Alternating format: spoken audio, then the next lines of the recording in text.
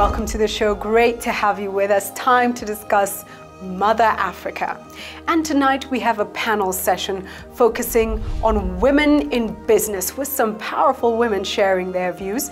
You don't want to miss that. We get your views on the issues as well. And we have Africa's top 10.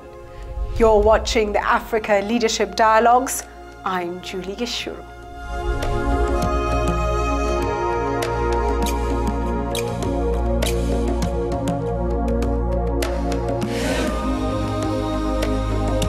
This week on the show, we feature a panel session hosted by the British High Commissioner to Kenya, Dr. Christian Turner, and Barclays Bank of Kenya, focusing on women in business. On our panel, the Lord Mayor of the City of London pays us a visit to share her views. Fiona Woolf is also a global ambassador for UK-based financial and business services. And Waiguru is Kenya's Cabinet Secretary for Devolution and Planning. And we also have the founder and managing director of eManage Africa, Marilyn, Kamuru. Let's get to their insights on women in business. It's a great pleasure to have you all with us. We're talking about navigating the space. And it truly is, for a lot of women in business, a struggle to navigate that space. I'm going to start with you, Madam CS. Anne, what are your thoughts on where we are now in terms of dealing with challenges of this kind? It is a Kenyan problem. I've said this before in media. Many of us don't ask the questions that we should be asking ourselves. Why is it that this country is ranked the way it is ranked when it comes to corruption? Why is it that we indulge in the practice? So yes, there has been challenges. We've dealt with that issue now in terms of what the government can do in putting infrastructure in place. What we've done is put the e-procurement system in place, and that's supposed to be limiting the interaction between the individual who's coming for business in government and the government. In fact, as a matter of fact, you don't need to meet us at all. You can actually see your advert online, lodge your papers online. The evaluation will be done in a transparent manner. You will be seeing it because there's an e-procurement system. I believe we're the only country in Africa with that system. Right. And I think that has gone a long way to try and remove the obstacles, especially where the hindrances of corruption are. We are yet to test the system because it is new. We hope that we will manage to get it running as it should be. But I can say on the side of government, in terms of putting its structures in place, we've done that. Now, with regard to human resource and the rest of us and women participating, there has hardly been any uptake in the 30%. Who is failing when it comes to uptake? And we're very open to point fingers where they need to be pointed. Who's failing? I think the women are. I think the women and the youth, let me say that, because of the 30% procurement provision, we were at 1% this year, not even 1%.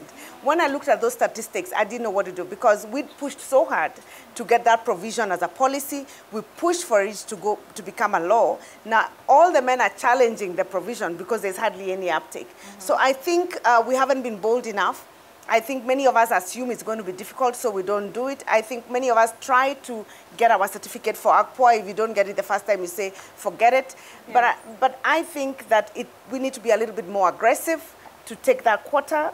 Just to put it in context for the sake of the Lord Mayor, 30% of the government procurement is equivalent to $2.4 billion a year, which is 200 billion shillings worth of business that has been set aside for women and youth. I've told every woman that I meet, if you don't make it this time, I don't know when you ever will. With 1% uptake, before I come to the international perspective on this whole issue.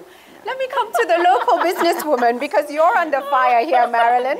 Well, listen, 1% uptake. Yeah, and it's incredible to hear that. And I think it's true.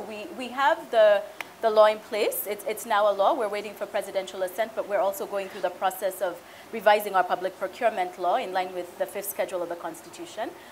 So the regulatory environment is in our favor. The challenge is that implementation. There's still a lot of resistance from the bureaucracy, from procuring entities to the implementation of this law. specifically with regards to women, less so with regards to youth.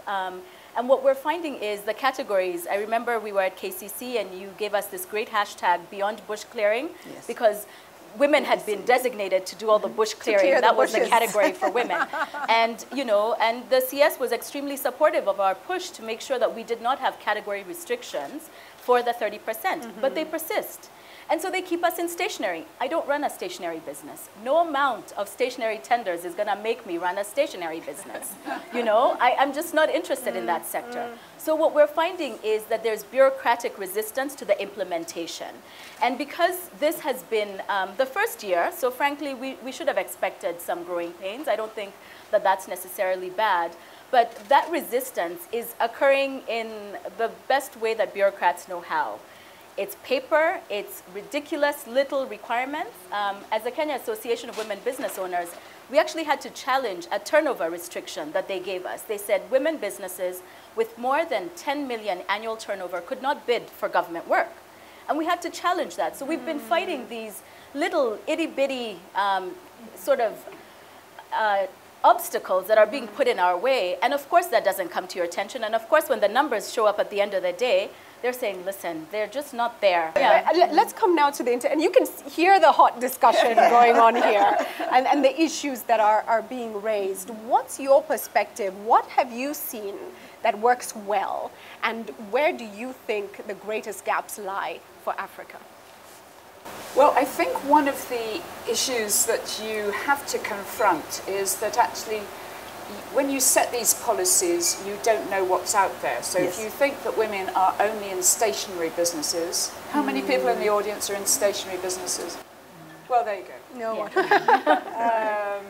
You set a policy saying, okay, well, you know, for this part of the contract, it's going to be limited to SMEs or women-led business. Well, the experience that we had from the Olympic Games, which actually surprised us all in terms of delivering complicated infrastructure and an urban regeneration project early and under budget, was because a portion of the contracts were actually reserved for SMEs.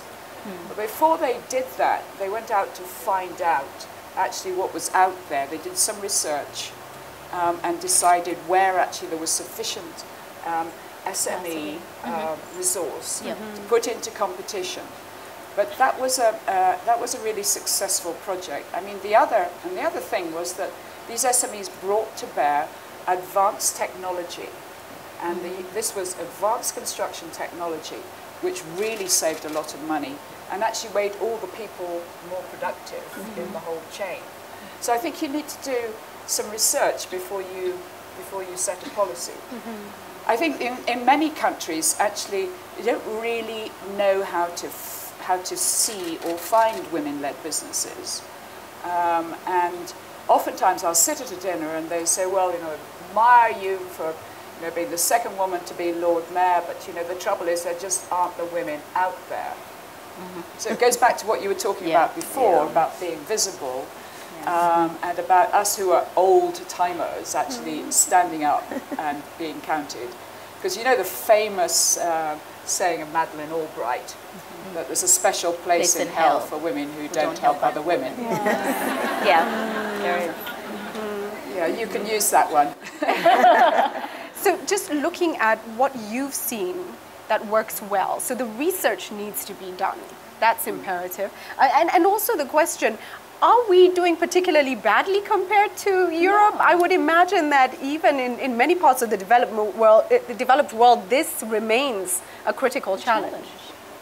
There's no room for complacency anywhere, and it's more than my pay scale to do a comparison with other countries, especially with cameras rolling. But I think really one of the challenges that public procurement and private procurement has to face, and I'd like to get on to that in a moment, because I think the private sector could do better to encourage women-led businesses, women just basically as part of a team bidding for a contract, but also public procurement. Is actually to make the whole process less clunky. You know, I think we lawyers have to take some of the blame, because when we write the procurement rules, we try to cover everything, and also they're asking us to write them as if it's one size fits all. And so most public procurement processes that I've met in a PPP and infrastructure context, because that's my background, have been really quite heavy-handed and frankly expensive and time-consuming. And also, you've got to deal with multiple agencies and different ministries, and some countries have brought it together in a single portal through which you go and make it easy. But I think I've done some work with the World Bank to streamline procurement processes to make it easier both for SMEs but also for small projects. So I did some work for Cambodia where they don't have a grid and maybe only 20% of the population had electricity, and of course, you know, I do buy into the fact that electricity holds social development back as well as economic development back. And so we developed some procurement rules that communities could apply themselves with evaluation methodology and a little financial model that they could do kind of on a tablet to procure their own mini hydros and little mini schemes. And it was all overseen by an independent electricity regulator, but embedded in law and enforceable. And I think we could do with kind of more of that sort of approach. Out of the box thinking and looking at what the community needs are, and looking at the ability of the community, perhaps women in the community, youth in the community to address those needs. Stay with the Africa Leadership Dialogues.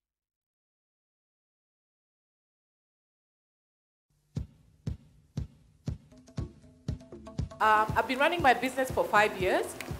We are two co-directors, women, both of us are women.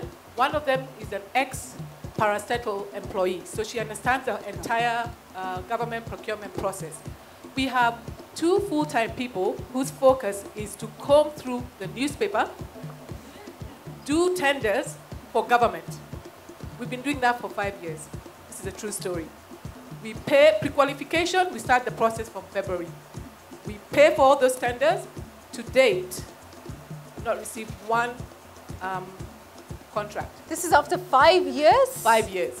We have the reports, the money we spent. We have a budget line item called tenders for government. Okay? Welcome to my world. This is true. We also tried to apply for the women-owned business 30% allocation process. And when we went to apply, we were told we did not meet, our turnover was beyond 10 million shillings. So we got frustrated, took a back seat. We've never given up. Up till today, I can tell you every week we send out at least 3 to 5 to 10 tenders a week to government.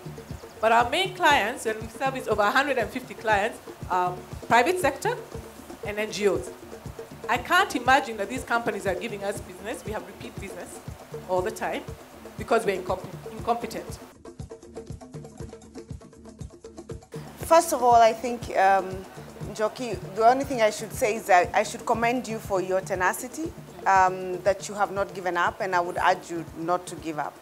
What we are doing now, and especially, let me speak for the last 6 months where we have put this preferential 30%, and assuming that government was still trying to test whether we're serious or not, because I will also tell you that I'm sure if you go to most of those procurement offices, you will find many of them are not manned by women. So we are shifting. It's a transformational change that government is going through.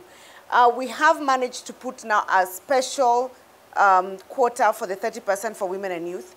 We've also, in our conversation with them yesterday, told them we will be checking whether that is changing over time. Our question is, how do we ensure that we also spread these businesses across so that we're not giving the same business in 18 ministries. Right? Yeah. And we're working on it. Now that it's electronic, we can monitor. I can monitor from my office. Meaning we can actually see, you can actually make a query and say in your dashboard you would want to see the company that has received the most number of tenders in terms of number. And we're working on it. We're taking a step at a time because we have had those complaints and we're responding to them. On the issue of those ones who have told you in the last minute, please do a confidential note to me and seal without writing your name so that we can know who is actually doing that. Because we know, again, as you said, sometimes they're not done genuinely. And we would like to know who those are, because if we took action on 2 or 3, then they would stop doing it because they would know that it's likely that they would be caught.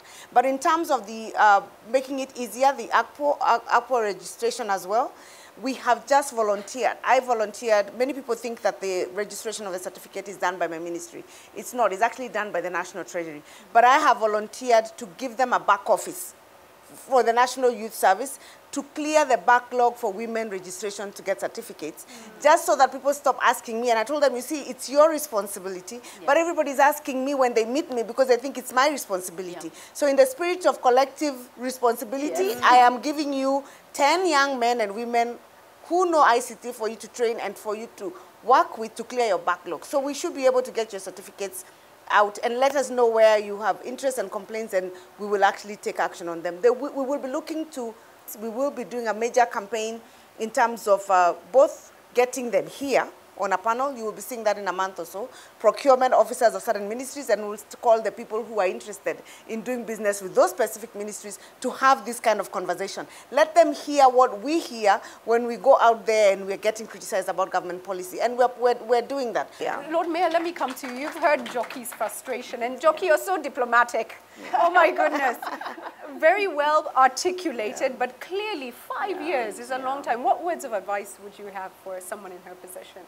Well, as she was talking, I was thinking of all the local content rules that there are around the world, and indeed our own Olympic experience, and one of the ways in which you can actually encourage small or black-led businesses or female-led businesses or whatever is to actually impose a requirement on main contractors to put them into their subcontractors. Absolutely. Yeah. And if then, you know, the government procurement office is kind of used to dealing with the usual suspects, then require the usual suspects to bring them in. To have diversity in their own. Because that's how it kind of works with us, you know, when as lawyers, when we bid for, you know, major contracts, we have to bring the right people into the team. And we have that. We have that now, yeah. There's 2 things. Even in the employment policy, which we announced the other day, it's now in Parliament, it requires 30% local population for you to incorporate indigenous Kenyans in your contracts, and as well as even the big multinationals that are coming in to do the big contracts. They're required to outsource a certain percentage, which is 30% of their 40 now. 40. Yeah, we raised it to 40%. Well, look at the one who's read the laws. Yeah, well done. It's 40%. Yeah. But I think there is another thought that I had for her, which is that you were talking about networking before, which is actually you know, use your networks to find out, to gather the market intelligence, to gather why you're not winning these contracts, see who is winning the contracts, see you know, what's coming up, because by the time you see it in the newspaper, you are on a very tight deadline, and probably half the world in competition with you has already been beating a path to somebody's door saying, team with me, or whatever. There's a lot of subterfuge in the world of business, and men do it so well. It's hunting in packs. So I have another woman who's a member of the Kenya Association of Women Business Owners, and we kind of do the same thing. We basically have strategized a couple of ministries, and where she has relationships, she's the lead. Where I have relationships, I'm the lead. And ideally what we'd like is about 5 or 6 of us, because sometimes it is relationships. It's just, you know, somebody's gonna say, yeah, you know, we're really unhappy because of 1, 2, 3. Now, that won't be said to me who they've just met.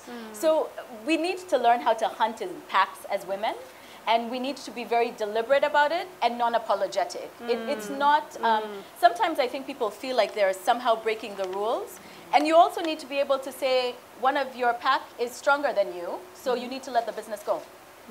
You need to be able to step back and say, do it. Yeah, we're stepping back because we're trying to create a small enough entry point, and it requires strategically that you go ahead. And I think that that's something that we can do as women, and we should do. I want to get 30-second comment just from each of you, a parting shot on this issue. Please, the Lord Mayor will start with Well, you. my motto is get lucky and say yes.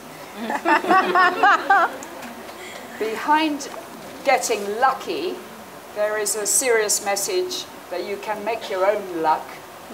And it's not just about building competencies and networks and keeping your ear to the ground. It's actually thinking about where you would like to be in 3 or 5 years' time and what it's going to take to get there. But use everything you can. And the message about saying yes, the serious problem behind it is that every time you say yes, you're thinking, oh my goodness, this is daunting. Yes. Yes. But know that in 2014, it's such a different world to the way it was. I mean, when I was first made a partner it's 30 years ago now, everybody wants us to succeed, and there's actually lots of support out there to make that happen. Wow. Thank you. Thank you for that. I think for me, I will speak from the government side that we're very committed to ensuring that we're advancing the women and youth of this country, and you have seen that demonstrated in the policies and the institutional frameworks that we're putting in place.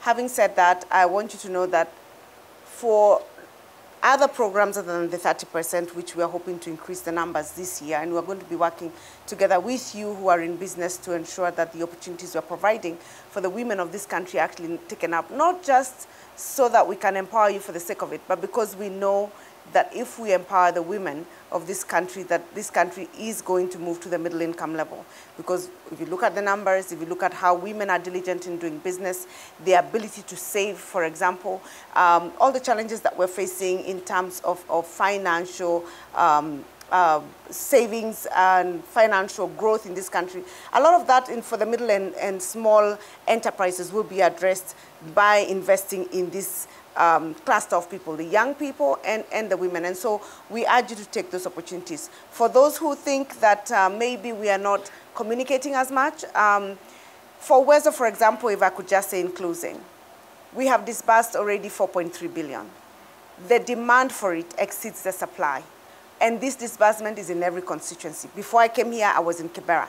There's some young people who told me, we haven't seen Uwezo. I said, but there are people here in this group who actually are beneficiary of that Uwezo. So it just takes another step.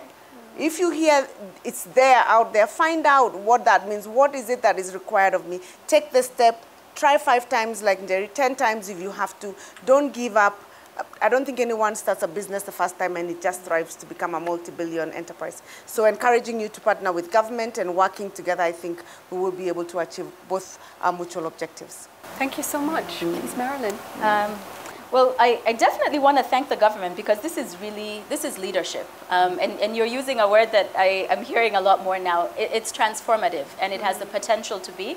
And as the Kenya Association of Women Business Owners, we're committed to making that happen. We've already been training around the country on public procurement, and we've seen a huge increase. The optimism remains there. So despite all these things that you hear from us, the optimism is high.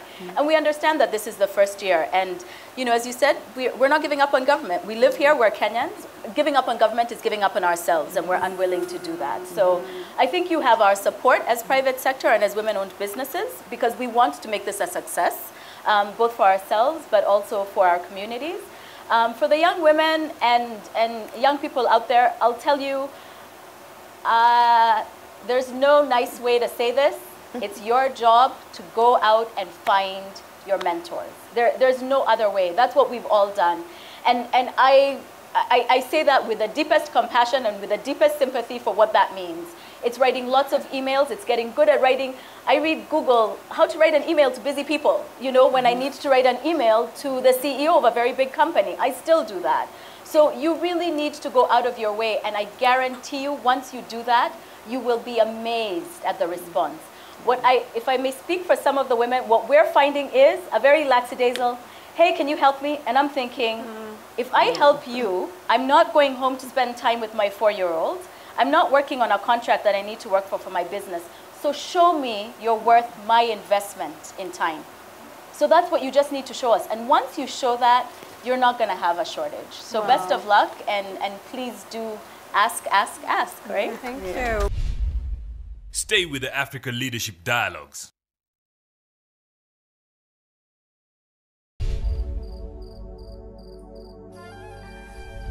A powerful session there that shows that even where there's intent to transform situations, actual transformation can be a process. Well, let's get to your views now on the issues. This week we asked you, how can Africa ensure that gender equality is brought to the center of its development efforts? Esther Moher says, provide mentorship and establish incubation centers for the rising women in leadership. Abubakar Usman says, by providing quality education to all without bias, education will create equal opportunity. To ensure gender equality across Africa, I think the first thing we need to do is to identify the source of this inequality. And over time, we have seen a lot of affirmative actions trying to promote either of the gender, mostly the girl child. But for me, a more permanent solution to the inequality problem would be creation of equal opportunities for both the boy and the girl child. So we're talking about equal opportunities in terms of education, access and right to education, and especially in the African context where we have a lot of cultural and religious hindrances against especially the girl child. So moving more towards creation of equal opportunities such that the boy and the girl child can compete on level playing field, and a system where employment opportunities, advancement of education opportunities is given based on merit as opposed to necessarily gender. To join our conversation, go to our G+ page, Africa Leadership Dialogues, on Facebook, Africa Leadership Dialogues, on Twitter, @AfricaLD, and on WhatsApp, send your video comments to +254 715 816 033.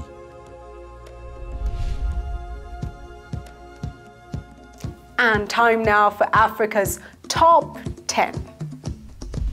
On Africa's Top 10 this week, we feature empowerment strategies for African women in the financial sector. This is according to the United Nations. Starting us off at number 10 is developing effective government support mechanisms. African governments should ensure they strengthen women's business environment, increase their access to financial services and international markets. Coming in at number 9 is enabling access to finance and business training. Financial access enables existing firms to expand by helping them to exploit growth and investment opportunities, while availability of capital ensures that investors are able to gain new insights about their business through training. Positioned at number 8 is the development of a supportive legal and regulatory framework. This is to ensure women's equal treatment under the law, especially with regards to property rights and land ownership. At number 7 is the enhancement of the formalization process. Moving enterprises towards formality is a key process required in the promotion of sustainable enterprises that provide decent and productive employment for women. Taking the number 6 spot is capacity building within the financial institutions. Financial institutions should put in place strategies that help them to better understand and serve the women's market, thus enabling them to grow their skills and businesses beyond micro-enterprise. Slotted in at number 5 is the expansion of the financial infrastructure. African states should expand their financial infrastructure, such as the credit bureaus and collateral registries, so as to increase access to finance and reduce cost of borrowing. Provision of incentives takes the number 4 spot. African governments should promote the existence of women's business ventures by acquiring goods and services from their enterprises. This goes a long way in ensuring their survival and growth into major enterprises. Positioned at number 3 is inclusion of public-private dialogue processes. Women's participation in policy dialogue ensures that they have a say in matters that affect them directly and also gives a clear picture to the government and concerned stakeholders on what to focus on. Taking the number 2 spot is increment in women's legal access to property. Not only does this improve access and control over their assets, but also strengthens women's incentives and ability to grow their businesses from micro to macro enterprises. And at number 1 this week is strengthening of women entrepreneurs' human capital. By developing appropriate entrepreneur education and training opportunities, women are able to gain new insights in the entrepreneurship docket and foster ahead as they implement lessons learned from their training. And that's Africa's Top 10 this week. As always, we close with a powerful proverb. Cross the river in a crowd, and the crocodile won't teach you. What's important for Africa now is to realize that we must all move forward together. Men, women, the youth, marginalized communities as well, the disabled. We must move forward to transform this continent together. Blessings to you and blessings to Africa.